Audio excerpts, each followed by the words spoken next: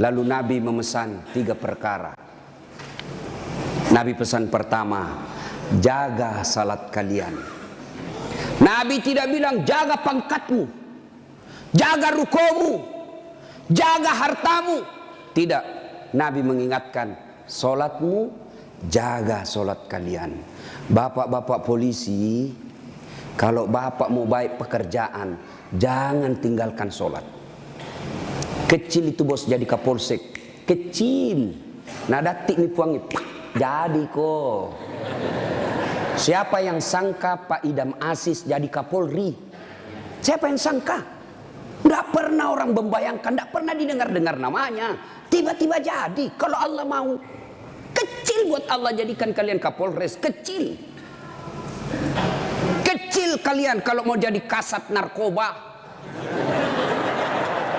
Ini semua senang kasat narkoba. Kenapa? Tempat basah.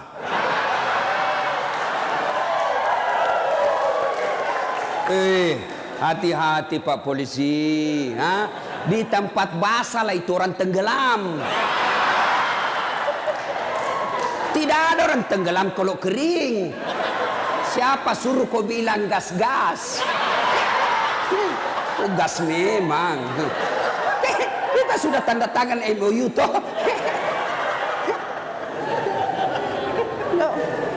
Pak, kecil, sholat ki Pak. Kecil bapak punya bahagia. Ustadz, kenapa itu kasihan istriku nangomel aja nak kerja.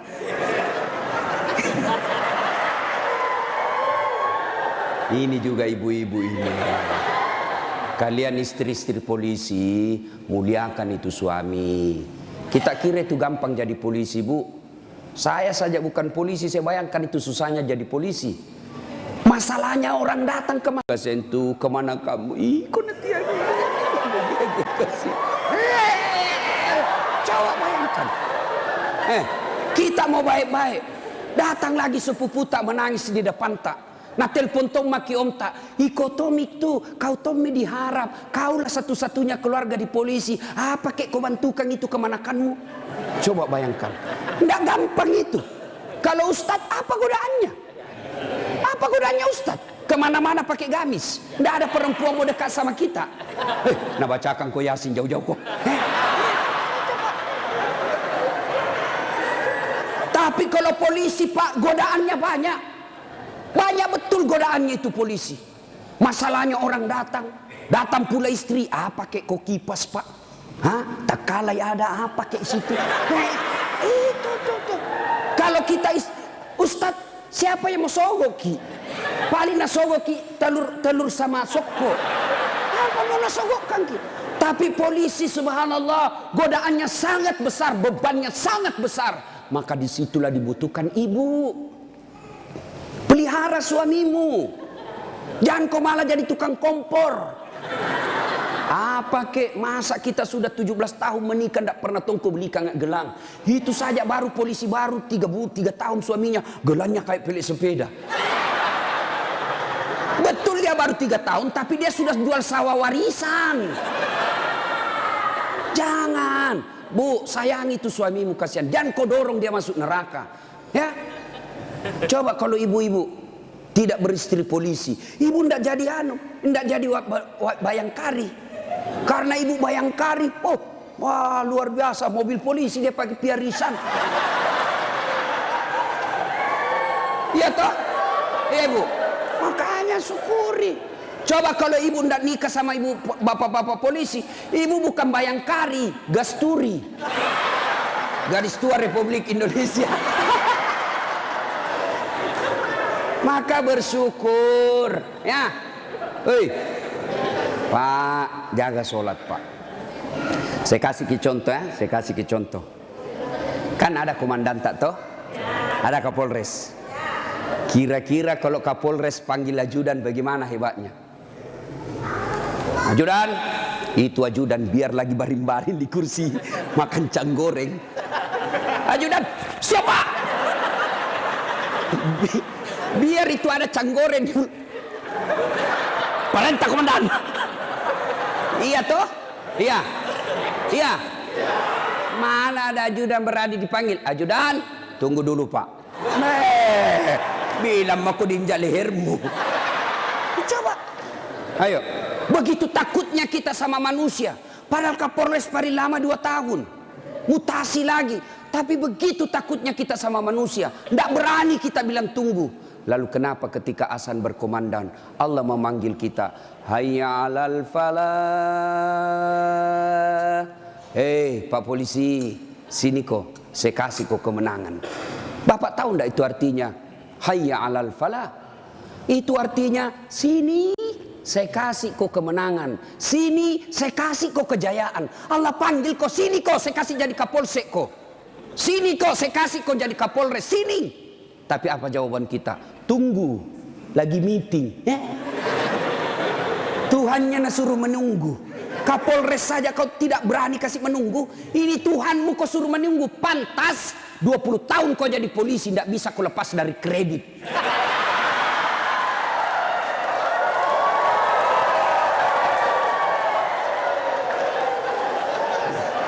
Gas memang. Makanya, bagaimana hidupmu mau baik bos jadi polisi? Kau udah bisa cari muka sama atasan. Siap komandan, siap salah komandan. Bapak kerja sama manusia, 10 nasuruh ki kerja. Nih kerja ini 10, 9 yang cocok, 1 salah, yang salah na persoalkan. Bodoh memang kau ini. Coba, nah lupa itu 9 yang cocok, padahal 9 yang betul, 1 di kodosa. Nah, bodoh memang kau ini. Nggak ada. Itulah manusia. Kalian capek cari kelakuan baik. Jangan kau terlalu mencari muka sama pimpinanmu. Yuk kerja saja dengan baik sebagai polisi. Ada tupoksimu, ada ini kasat ini, jelas pekerjaannya. Kerja itu dengan baik, perbaiki sholatmu, Allah yang angkat derajatmu. Tapi kau siapa? Nah bilang ada di Jakarta, cemen lu men. Ayo, serius Pak. Baiki saja sholat. Kecil Pak.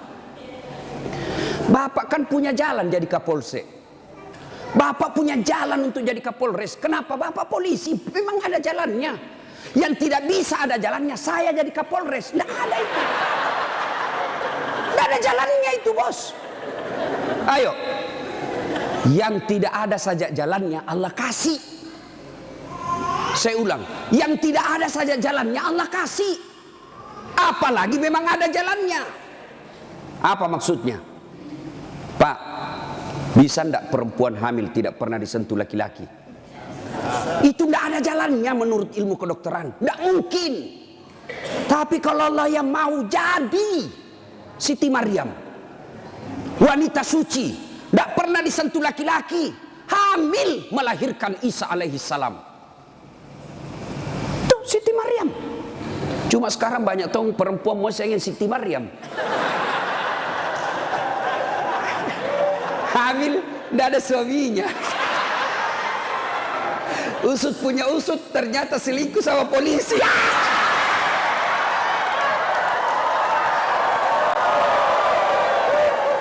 Gas memang. Kau bilang gas. Coba, makanya ku gas. Kasihan ini perempuan kau kasih begitu. Dia mau melapor ke polsek, temanmu itu datang pati melapor. Datang melapor malah dikasih takut-takut. Kau dapat pasalan pencemaran nama baik ini paling. Ayo. Pak, Bapak mau baik, perbaiki saja sholat. Saya kasih lagi contoh. Saya akrab sama Kapolres. Saya datang di Sidrap. Pak Kapolres, adakah di Sidrap ini cari-cari telur? Mau pengantin? Siap Ustadz, gampang. Kapolres telepon ajudan. Ajudan, itu Ustadz Dasat ada di hotel. Kau jemput, pakai Alparnya Aji. Karena ada Alparnya tahu Pak Kapolres. Tapi punya teman. Nah, bawakan telur. Selesai masalahku soal telur. Kenapa? Saya akrab sama komandan. Sebaliknya ada orang dari Makassar, tidak pernah ketemu Kapolres, tidak pernah kenalan, tidak pernah didengar namanya. Assalamualaikum Kapolres. Saya ada di Sidrap ini, saya cari-cari telur, pinjam dulu mobil tak Pak. Siapa nak telepon Kapolres? Kapolsek, tangkap itu. Hah? Tangkap dia. Tidak pernah kenal, penipu pasti itu, penipu, tangkap. Begitu juga Bapak. Tidak pernah sholat, sholatnya hanya hari Jumat, itu pun paling terlambat datang, paling cepat pulang. Orang khutbah dia tidur, pas bangun kamat dia bilang, aliran apa ini masih tidak ada khutbahnya. Bukan aliran apa, kau tidur dong. Ayo, tiba-tiba dimutasi, tidak ada tempatnya yang bagus-bagus, stres, jadi berdoa ya Allah. Capek mak ini jadi polisi Tuhan. Kenapa hidupku tambah susah Tuhan? Nah bilang Tuhan malaikat, karena dia sudah capek jadi ke polisi, sekali cabut nyawanya. Makanya Pak, yuk perbaiki sholat Pak. Apa alasanmu tidak mau sholat? Bilang kok apa? Bilangnya apa alasanmu? Si Geaki. Apa? Hah? Tidak ada kecuali malas. Dalam Islam ada boleh beberapa orang boleh tidak dosa ketika dia sholat. Satu, belum balik.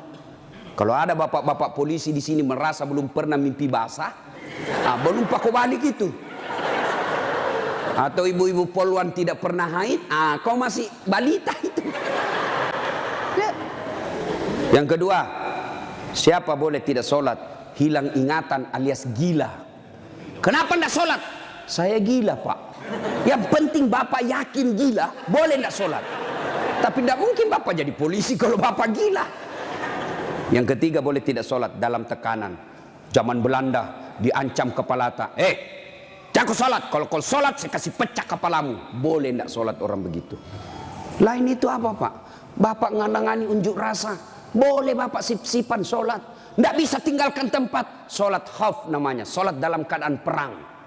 Bagaimana caranya? Bapak berenam, polisi bertugas. Maka bagi tiga lapis, 3 rakaat, tiga saf. Saf pertama 2 orang. Saf kedua 3 orang atau 4 orang. Maka saf pertama diselesaikan dulu sholatnya. 1 rakaat. Yang di belakang jaga senjata. Begini dia.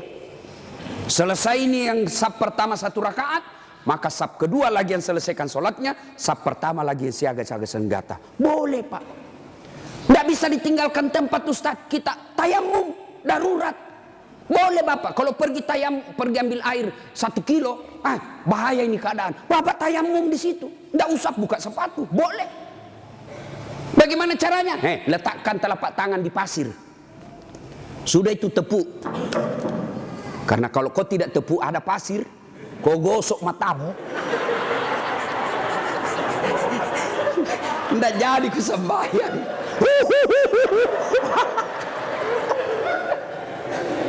Itu gunanya. Selesai. Agapi. Tidak ada alasan. Maka Bapak sholat. Maulid kali ini, yang tadinya masih malas sholat, perbaiki sholat Pak. Kecil buat Bapak, Allah kasih kita. Kecil Pak. Kecil sekali. Ini perkara dunia. Allah cukup mengucapkan kun. Itu saja itu disebut kun fayakun. Jadi. Nagati lipuangnya. Jadi. Coba. Maka Bapak Ibu, Ibu Bapak ini perbaiki saja sholat. Bapak-bapak punya anak, tidak perlu di sekolah jauh-jauh ke luar negeri. Kontrol saja sholatnya. Baik sholatnya, insya Allah anakmu akan bahagia. Satu. 2. Kata Nabi, jaga perempuan di antara kalian. Nabi lagi tidak bilang jaga tetanggamu. Ini bapak-bapak juga banyak. Kalau sama tetangganya sopan. Assalamualaikum Ibu.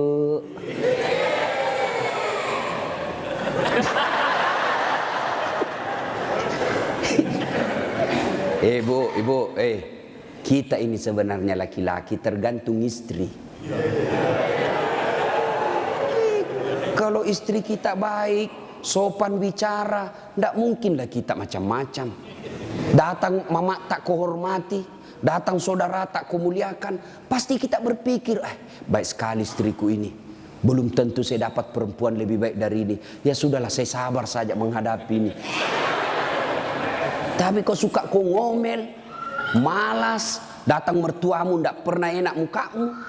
Baru 1 jam duduk kau bilang kapan pergi pulang mak. Datang mertua laki-lakimu langsung kau bilang kasihan mbokmu. Datang lagi bapakmu bawa beras 50 kilo, pulang nanti 1 juta.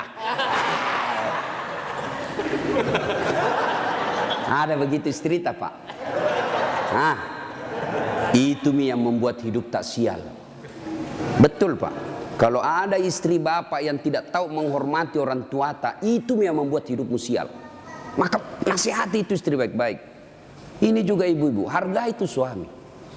Ya, untung ibu punya suami, punya anaknya orang. Coba terima beres. Hei, serius kah ini? Datang itu mertua kita hormati, muliakan.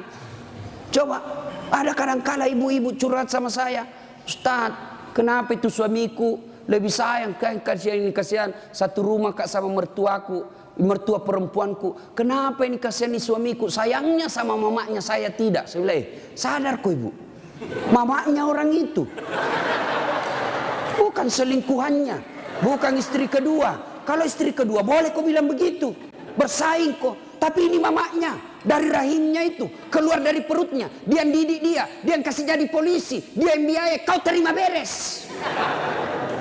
Sadar, mestinya kalau begitu suamimu, kau bersyukur. Ya Allah, baik betul ini suamiku. Mudah-mudahan nanti anakku seperti suamiku, tetap sayang sama saya meskipun saya sudah tua. Dengar itu.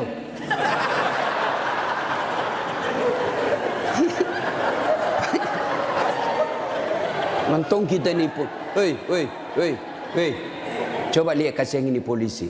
Di jalan ngirup udara kotor. Jalan baik-baik dicurigai lagi.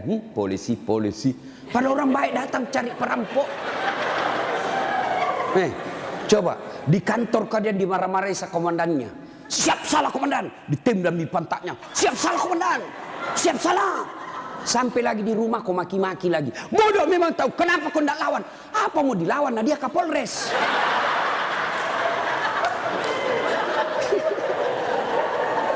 Iya toh. Ini kasih muka-muka susah semua ini kasih ini polisi. Coba lihat. Enak tong itu kalau pulang suamimu kau sayang-sayangi. Kau masakan kesenangannya. Tidak bisa tiap bulan, sekali seminggu lah. Ya. Paling tidak ketika kau terima gajinya, kau telepon itu suamimu. Pak, jangkit makan di luar. Hari ini saya masak kesenangan tak untuk kita pak. Tanam maki, spesial hari ini. Salam sayang selalu dari istrimu di rumah.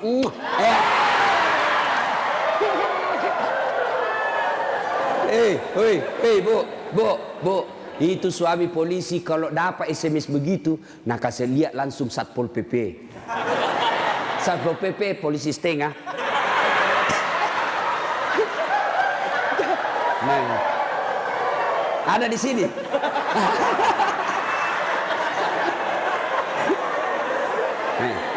Apa nak bilang? Nak bilang itu polisi. Lihat kau ini istriku bos. Betul dia lebih tua dari saya. Betul dia tidak cantik. Dia orang kampung. Tapi kau lihat bos. Istriku ini. Pernah SMS begitu? Paling kita SMS, Pak, jangan lupa singgah beli gas.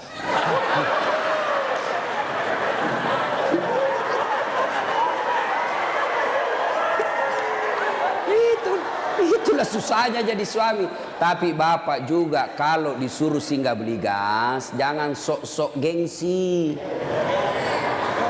Jangan gengsi. Kan biasa kita laki-laki, saya polisi, saya ajun komisaris, saya ini pangkat tinggi, masa beli gas? Kenapa nih? Ayo, Pak, kecil itu. Coba, untung bukan kita yang hamil. Mau kita tukar? Kita yang hamil, istri tak beli kompor gas. Mau kita tukar kira-kira itu. Repotnya itu perempuan hamil, jalan saja setengah mati, 9 bulan itu kasihan. Melok ni masuk. Coba itu perempuan kalau hamil, duduk aja setengah mati, harus pakai standar samping. Lama itu, mapangujud tuh kasih kalau melek tudang. Coba kalau bapak, langsung saja begini, selesai. Maka ketika yang begitu, bapak ikhlas saja, itulah pengabdian kita kepada istri. Ya, tenang. Itu Nabi Pak 11 istrinya. Tapi tidak pernah ada istrinya mengatakan menyesal saya nikah sama kau Muhammad. Bapak satu menderita lahir batin. Itu Nabi Pak, Nabi kalau minum sama istrinya, dia kasih begini, minum, kasih lagi istrinya, satu teguk, kasih lagi istrinya. Begitu romantisnya Nabi. Dan hebatnya itu, kalau Aisyah minum di sini bibirnya, itu cari Nabi. Coba Pak Kasat begitu.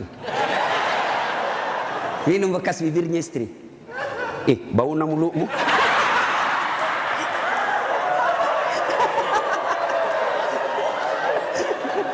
Salatullah Salamullah ala toha Rasulillah. Salatullah Salamullah ala Yasin. Satu, jaga solatmu. Dua, jaga perempuan di antara kalian. Maka bapak-bapak polisi jaga istri. Itu kewajiban bapak. Kewajiban bapak. Biar bapak hitam jidat gara solat, Senin Kamis puasa, tahajud tiap hari, tadarus tiap maghrib. Tapi istri tidak pakai jilbab, istri tidak solat, istri tidak puasa Ramadan. Maka bapak dulu yang masuk neraka. Ku ampusakum wa akhlikum nar. Itu makanya bapak didik istri. Bagaimana cara didik istri? Karena kita tidak punya waktu yang banyak. Lebih banyak di jalan, kasihan. Bagaimana cara didik istri? Arahkan dia pergi majelis. Itu ada pengajian dek, kau pergi di sana. Bagaimana lagi caranya? Paling gampang, bapak tidur peluk-peluk dia. Baru putarkan ceramahnya Dasat Latif. Judulnya apa? Kewajiban istri kepada suami. Sayang ke nonton kita.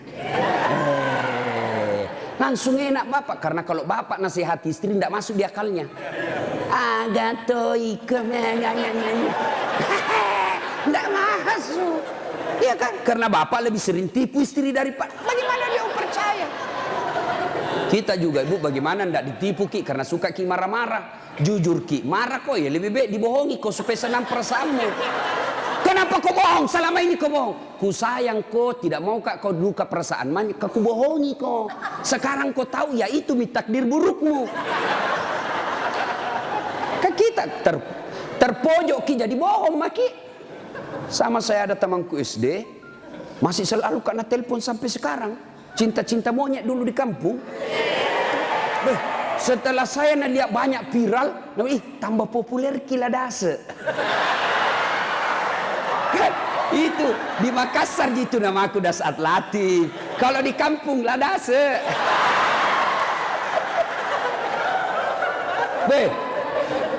Dia selalulah telepon saya. Nggak enak kan? Nah tahu istriku, bagi perasaannya istri saya hormati sekali istri saya. Saya terima. Nggak enak. Saya blokir. Nah bilang Kak nanti sombong. Terpaksa ku tulis di situ HP-ku namanya penjual batu bata. Jangan kau shooting ibu, nanti sampai sama istriku. Bunyi itu telepon. Nah lihat istriku, Ustaz, ada panggilan tak? Dari siapa sayang? Penjual batu bata. Wah. Saya bilang, dia bilang, saya angkat. Oh jangan kau angkat, tagihan. Nggak cukup uangku itu. Istriku kalau bilang uang, nggak mau dia karena nanti uang belanjanya saya ambil. Jangan angkat. Jangan angkat Ustaz, jangan Maki, belum cukup uang. Selamat saya. Satu ketika saya pulang ceramah. Bikinlah saya teh. Kan saya bikin sendiri. Saya tahu, oh sudah. Saya minum, kenapa nak asin ini? Barat salah kasih kah ini? Saya pergi lihat toples, tulisannya gula. Isinya, garam. Saya tanya istriku, sayang, kenapa ini tulis ki gula na isina garam? Nabi bilang, hepon tak juga, lain kita tulis lagi sini.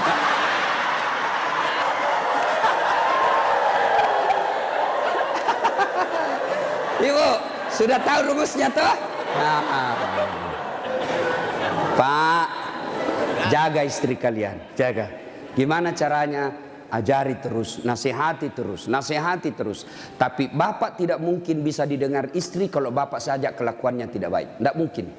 Maka untuk menjadi baik kepada istri, bapak dulu yang harus bagus. Bapak dulu yang kasih contoh sholat 5 waktu. Kalau perlu bangun subuh-subuh sama-sama. Sayangku, yuk peluk dengan baik, cium pipi.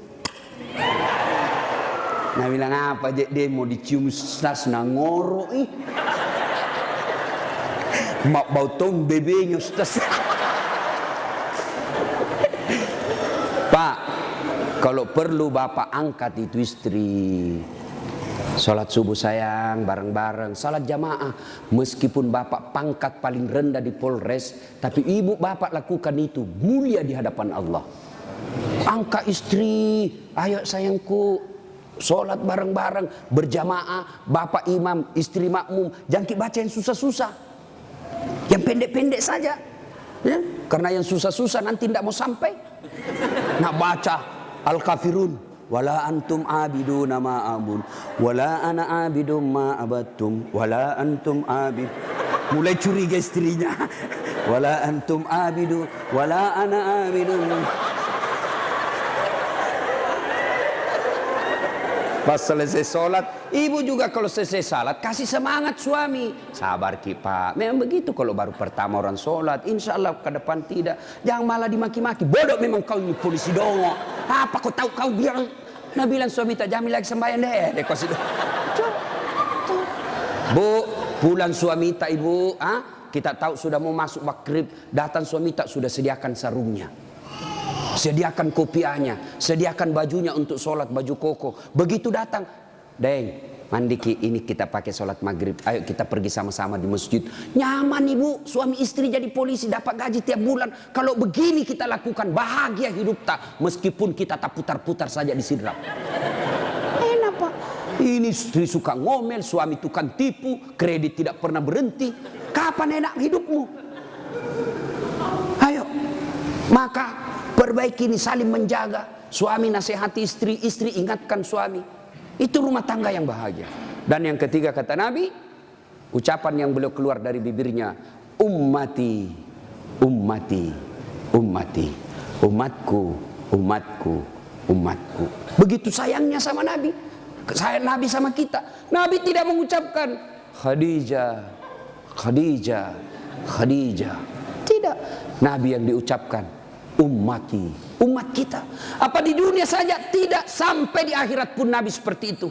Ketika hari kebangkitan tiba, Allah perintahkan kepada malaikat Jibril, Jibril, kau bangkitkan manusia paling mulia yang sangat aku sayangi, Muhammad sallallahu alaihi wasallam. Nabi Jibril setengah mati mencari, lalu Allah kasih keberkahan. Makamnya Nabi keluar asap. Didapat.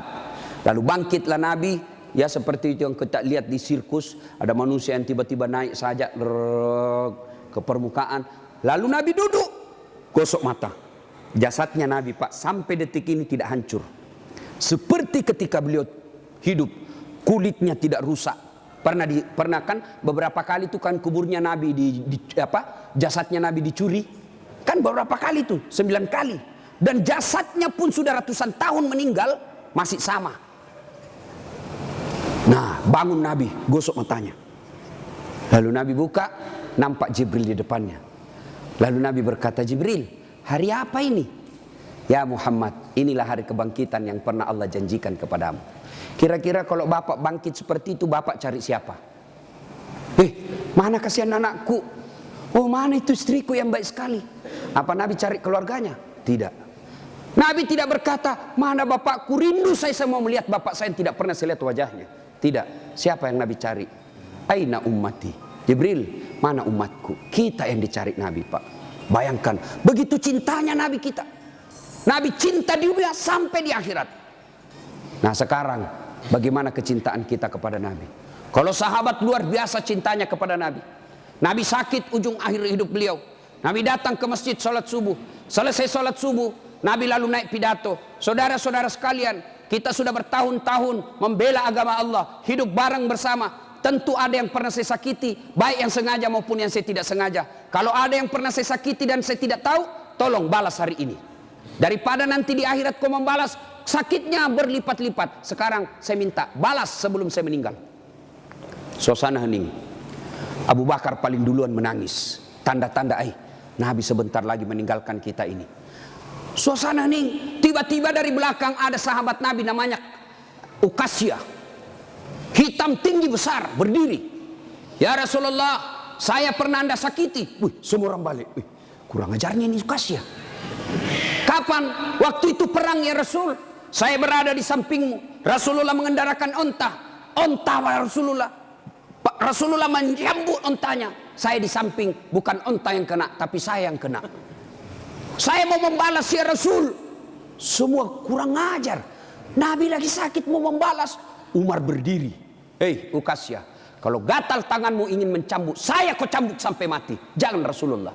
Kata Nabi, Umar, saya paham maksud baikmu, tapi dosa tidak boleh diwakili. Dosanya Kapolres tidak bisa diwakili Kasat Lantas. Tidak boleh. Mentang-mentang kita komandan ambil dosaku tidak bisa. Sudah. Bangkit lagi Abu Bakar. Ukasya, sayalah sahabat Nabi paling dekat. Saya selalu bersama beliau. Kalau kau mau cambuk, saya kau cambuk. Sama kau sakiti Rasulullah. Nabi bilang, Abu Bakar, dosa tidak bisa diwakili. Kau duduk. Makin dekat Ukasya. Ditahan sama cucu beliau, Hasan Husain. Ukasya, pamanku. Amure, jangan kasihan kakekku. Lagi sakit. Saya kau cambuk kalau mau. Sama Rasulullah, saya kau cambuk. Nabi berkata, cucuku, saya paham maksud baikmu, tapi dosa tidak bila diwakilkan. Nak, duduk dekat Ukasya. Ya Rasulullah, waktu Anda cambuk saya tidak pakai baju. Supaya adil, buka bajumu. Semua orang tambah kurang ngajar ini Ukasya. Di depan Nabi satu-satunya pertama kali disuruh buka baju. Nabi buka bajunya. Begitu Nabi buka baju, subhanallah, terjadi keajaiban. Apa? Tercium bau harum. Bahkan ada sahabat Nabi, Nabi lagi tidur berkeringat. Dia ambil keringatnya Rasulullah satu tetes, dan itu dia bilang, saya tidak pernah mencium seharum baunya Rasulullah keringatnya. Coba, ada kira-kira di sini keringatnya harum? Ada. Kira-kira kalau saya buka baju di sini, bukan bau harum, bau sakulu. Itulah Rasulullah. Lalu apa kata Rasulullah? Ya baik, saya buka. Kata Nabi, cepat kau Ukasya, jangan kau buat saya lama tidak pakai baju, nanti Allah menghukummu. Maju Ukasya, dia buang cambuknya. Lalu dia peluk badan Nabi, dia cium badan Nabi dadanya. Lalu sambil menangis, ya Rasulullah, maafkan saya. Apa maksudmu Ukasya? Tadi kau mencambuk saya, sekarang kau menangis memelukku. Kata Ukasya, ya Rasulullah, itu tadi cerita saya cuma karang. Itu cari cerita saya cuma buat-buat. Kenapa? Saya tahu sebentar lagi Rasulullah meninggalkan kami. Ingin rasanya kulitku yang hina ini bersentuhan dengan kulitmu ya Rasulullah. Karena saya tahu tidak mungkin saya bisa lagi menyentuhnya tanpa saya akali seperti ini. Ya Rasulullah, mau sekali nih kulitku yang hina menyentuh kulitmu yang mulia. Pun kalau saya nanti masuk surga belum tentu sama kita punya kelas. Saya ingin menyentuhmu ya Rasulullah. Saya ingin merapatkan badanku dengan kulitmu yang mulia ini ya Rasulullah. Nabi lalu meneteskan air mata dan berkata, saudara-saudara sekalian, kalau kalian mau tahu temanku di akhirat kelak, inilah karena cintanya kepada Rasulullah Muhammad sallallahu alaihi wasallam. Rasulullah luar biasa cintanya kepada kita. Lalu kalau Bapak cinta kepada Rasulullah, muliakan Rasulullah dengan cara apa? Pelihara warisannya. Apa warisan Nabi? Bukan istana. Apa warisan Nabi? Al-ulama'u warisatul anbiya. Muliakan ulama. Bapak-bapak polisi, gunakan kekuasaanmu untuk melindungi pewaris para nabi. Bukan pewaris pejabat. Lindungi pewaris para nabi. Supaya kalian nanti di akhirat ada yang bernyamamu, melindungimu ketika pada saat itu tidak ada lagi perlindungan. Rasulullah pewarisnya bukan gubernur. Rasulullah pewarisnya bukan presiden. Rasulullah pewarisnya bukan Kapolri, tapi pewarisnya Nabi adalah ulama. Muliakan ulama karena sama saja kalian memuliakan Rasulullah. Tidak usah kau muliakan Dasat Latif, tidak usah kau muliakan kiainya, tapi muliakan ilmu yang beria. Kalian tahu halal haram bukan dari Kapolres. Kalian tahu halal haram, rukun-rukun iman, rukun-rukun haji bukan dari Kapolri, bukan dari sekda, bukan dari bupati, tapi kalian mengetahuinya dari ilmu-ilmu para ulama. Ini saja tausiah kita, mudah-mudahan ada manfaat. Saya ingin berlama-lama, tapi saya harus ada di Makassar pukul 11 karena saya harus perjalanan lanjut ke Kolaka. Terima kasih Pak Kapolres.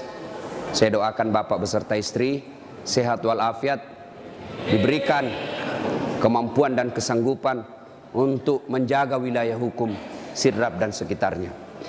Bapak-bapak polisi, saya berdoa semoga Bapak sekalian selalu dititipkan iman dalam hati, sehingga Bapak betul-betul menjadi pengayom, pelindung, dan pelayan masyarakat. Insya Allah, luar biasa pekerjaan Bapak. Kalau Bapak melaksanakannya dengan baik, Bapak ini bertugas sebagai Umar bin Khattab, menegakkan hukum. Luar biasa. Kalau saya paling hanya bisa menganjurkan di mimbar, tapi kalau Bapak polisi mampu mengamalkan langsung. Saya jangan minum khamar, jangan narkoba. Nah, dengar anak muda, tapi kalau Bapak bilang jangan narkoba, langsung ditangkap masuk penjara. Bapak lebih hebat dalam dakwah daripada ustadz. Kalau ustadz di mimbar teriak-teriak, jangan minum khamar. Kita lihat peminum khamar, paling dibilang, dede, mabuk si Ronald muda. Tapi kalau Bapak polisi dapat langsung bisa disegel, borgol, bawa ke penjara. Nah, ibu bapak, saudara-saudara sekalian, mudah-mudahan ada manfaat. Lebih dan kurangnya mohon dimaafkan. Sebelum kita akhiri, mari kita berdoa kepada Allah Subhanahu wa taala.